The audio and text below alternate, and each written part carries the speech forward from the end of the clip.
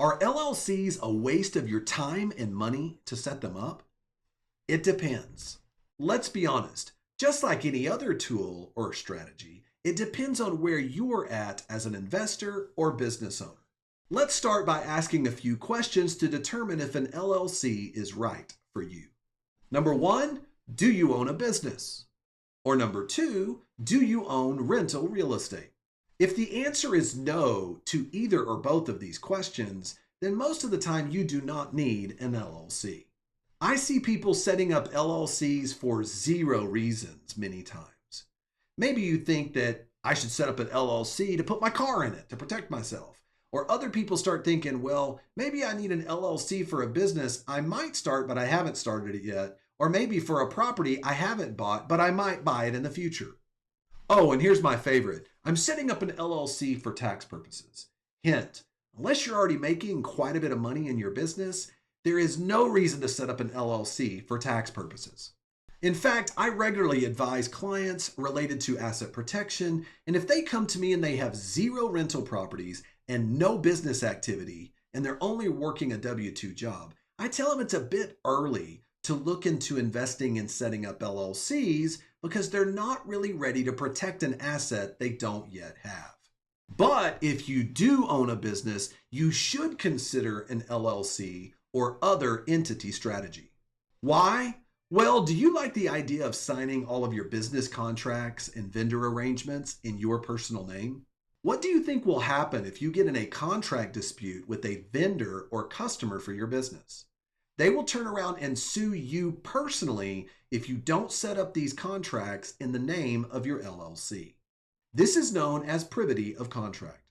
This is a risk that every business, even low-risk businesses, have that you can protect yourself from by simply setting up an LLC for your business. Also, depending upon the type of business that you're running and how much revenue you're generating, you could also set up your LLC as an S-Corp, which could thereby limit or reduce the amount of self-employment taxes you have to pay. Okay, what about rental real estate? What if you're renting out an Airbnb or maybe a long-term rental, or maybe you're renting out a duplex or a commercial property? Here you have much more risk because you have way more to lose if a lawyer sues you. If a lawyer sues you, they could force the sale of your property, take all of your equity, take all of your cash flow, and then they could turn around and sue you personally, which could end up being devastating. Unfortunately, there's so much bad information on the internet about asset protection. I had an investor call me sharing a Bigger Pockets forum with me, and I thought it was important to share it with you. The post came from Anthony, and it said, "Hello, BP. I'm looking for some help regarding LLCs and having rental properties in multiple states. If someone could provide me with a little information on how to obtain or any legal help would be much appreciated. I have properties in California and in Tennessee, now totaling 9 doors, and I was told I should get an LLC ASAP. I'm a little lost on this subject and would love to get some help or advice. Anthony."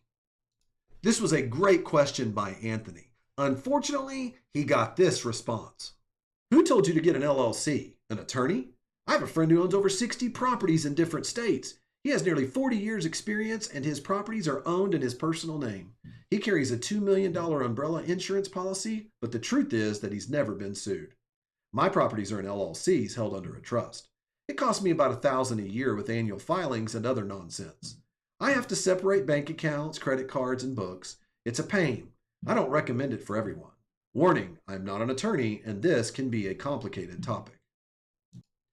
The response went on about how you can't really get privacy with LLCs, which we'll respond to here in a minute. And then it began to articulate why you should almost never use an LLC with real estate investments. Number one, an LLC is not free. There are also additional costs of operating and maintaining an LLC, like separate bank accounts, annual report filings, tax filings, etc. Number two, there are rules to follow. If you fail to follow the rules, you may open your personal assets to a lawsuit.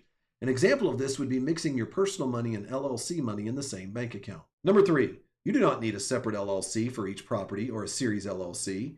Don't make your life more complicated than it has to be. Most professionals will recommend a separate LLC for every $1 million in assets, but I don't think that's necessary. In my case, I have residential rentals in one LLC, commercial properties in another, self-storage in a third, and my real estate company operates in a fourth. Some have more than 1 million in equity while others have less. Number 4, the need for an LLC is grossly exaggerated on BiggerPockets and other websites. Have you ever heard of a landlord being sued by a tenant and losing property? I've been on this board since 2010 and haven't found an example yet. You've probably heard of big landlords losing property, but only because they were flagrantly violating fair housing, running a slum, or otherwise violating the law in an egregious manner. You are more likely to be struck by lightning twice. The vast majority of lawsuits against landlords are for wrongful eviction, security deposit disputes, and fair housing violations. Your primary insurance policy with $300,000 in liability coverage could be sufficient in 99.99% of all lawsuits.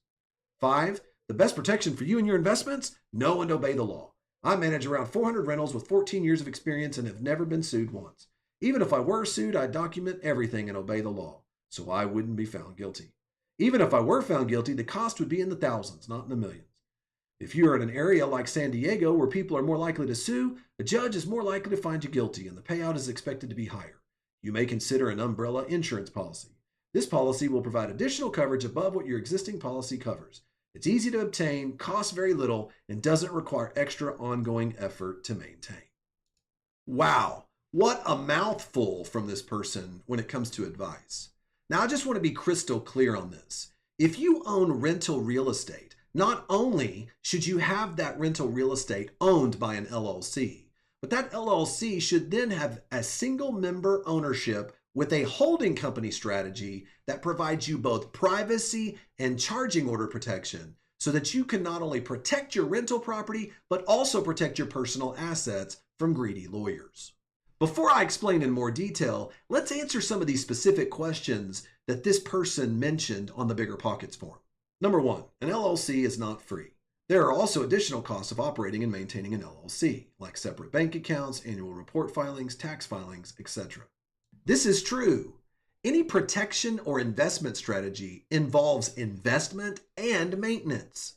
But if it's set up properly and it works, it's an investment that pays off that's worth maintaining because you are getting the ROI of knowing your assets are protected. Number 2, there are rules to follow. If you fail to follow the rules, you may open your personal assets to a lawsuit. An example of this would be mixing your personal money and LLC money in the same bank account. This is also a true statement. Whenever you set up an LLC for a business or rental property, you should always keep personal expenses and business expenses separate.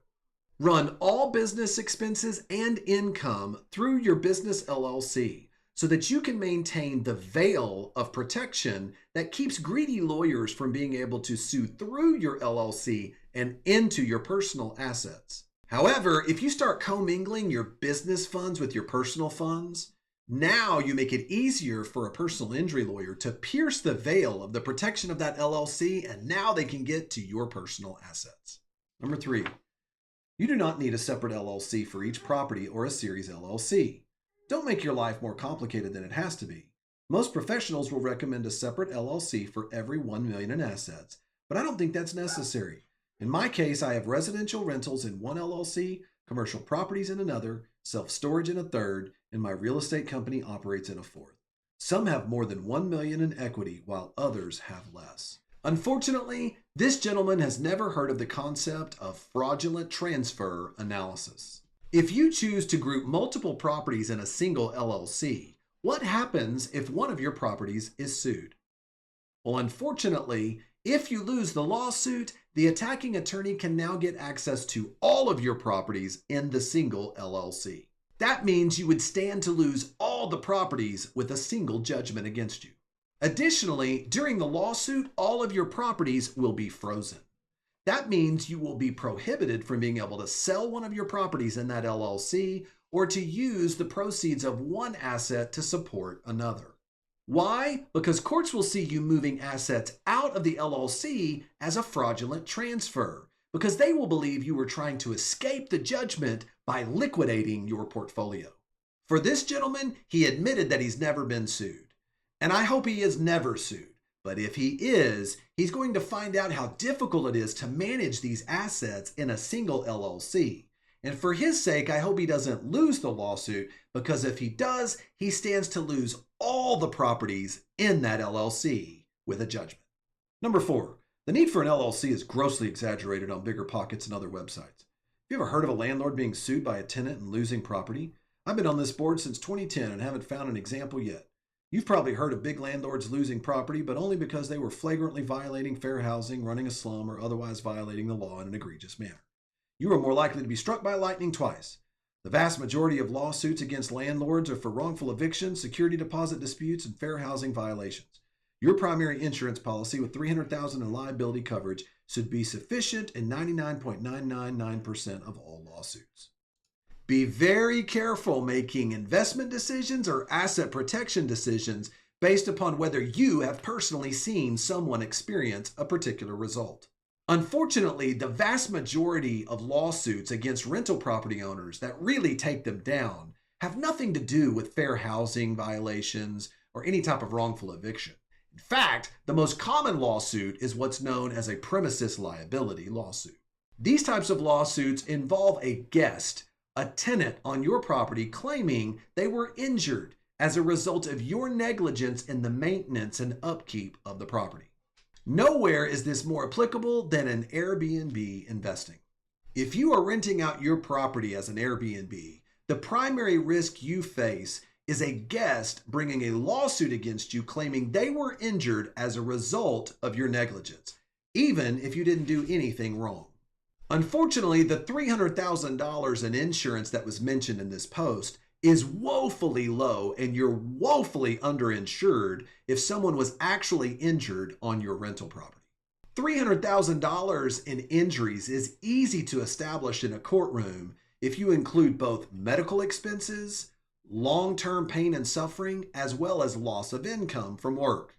Oh, by the way, who do you think that lawyer is going after if the damage amount is more than $300,000? He's going after you, and he's going to try to take your personal assets to satisfy that judgment. Now, don't get me wrong. I think you should use a combination of both strong commercial insurance as well as LLCs and other entity strategies to protect yourself from a lawsuit, but be very careful in relying on just insurance alone. I used to sue insurance companies on a daily basis, and I can tell you they are really good at finding legal loopholes to deny your claim. After all, that's how they make a profit.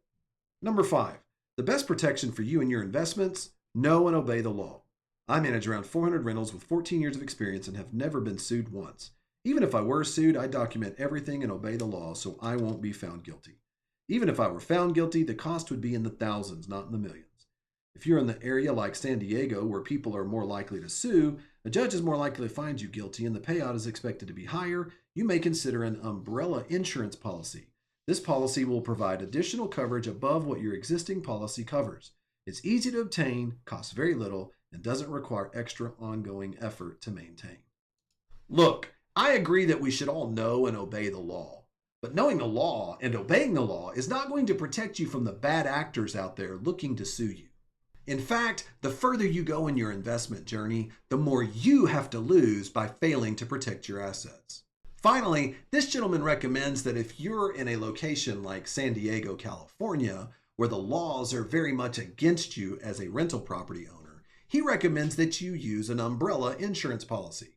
First of all, do you know what happens if your primary underlying insurance coverage denies your claim? What happens is your umbrella policy is worthless. Please understand, umbrella policies only kick in if your primary underlying policy is fully exhausted as a part of the lawsuit. But if you are truly relying upon an umbrella policy, make sure you have a commercial umbrella policy.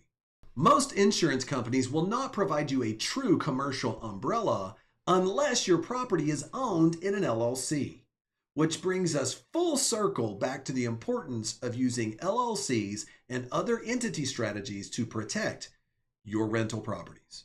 Let's be clear. If you don't own any rental property or a business, you don't really need an LLC. But if you do own rental property, you not only need that property to be owned by the LLC, but you also need a holding company, particularly if you have property in a state like California or Tennessee, the two states mentioned in that BiggerPockets forum. Why? Because these states, and unfortunately most states, have very weak LLC laws for rental property owners. A holding company involves using an LLC or a limited partnership from a state with very strong asset protection laws to now hold assets in individual LLCs from states that have very weak LLC laws, so that you can now have true privacy and charging order protection, which are the ingredients to real asset protection. For smaller real estate portfolios, the Wyoming LLC and the Delaware LLC are fine choices for holding companies. Why? Because both of these states have beneficial laws that make it really hard for greedy lawyers to find out who you are. They both provide something known as privacy. So if a greedy lawyer starts doing asset searches, trying to figure out who's in control of these assets, they're not going to be able to tell that it's you. But not only do they provide privacy, they also provide an extra layer of protection known as charging order protection. This means if a greedy lawyer wins a lawsuit against your LLC, that lawyer cannot force you to sell your property in order to satisfy that judgment. This means you can continue to rent out your property and pay all your bills as long as you don't give yourself an owner's distribution.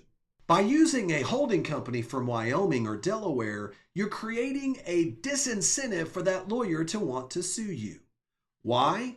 Because remember, personal injury lawyers get paid on a contingency fee basis. That means they pay for the cost of the lawsuit all out of their own pocket on the front end, and they only get reimbursed or make a profit if they collect on the back end. So if a lawyer sees that you have charging order protection and they can't make you sell, they're way less interested in suing you because you become very unattractive to them because they don't want to lose their investment in the lawsuit. What does this make the lawyer do? It now makes them decide they don't even really want to sue your holding company. Now they're only going to go down to that commercial insurance we talked about earlier and try to get a quick settlement and move on down the road. I say this on nearly every video I do about asset protection. Great asset protection pushes greedy lawyers down to good insurance every single time. Now, what if you own 9 or more rental properties, like the author spoke about in the post, and now you want to protect not only those properties, but other personal assets that you have from a lawsuit? This is when he should consider one of the most robust asset protection strategies available, the Arizona Limited Partnership. In fact, to learn how this asset protection strategy confuses lawyers and makes them want to quit before they even start, check out this next video where I break it down from A to Z. See you over there.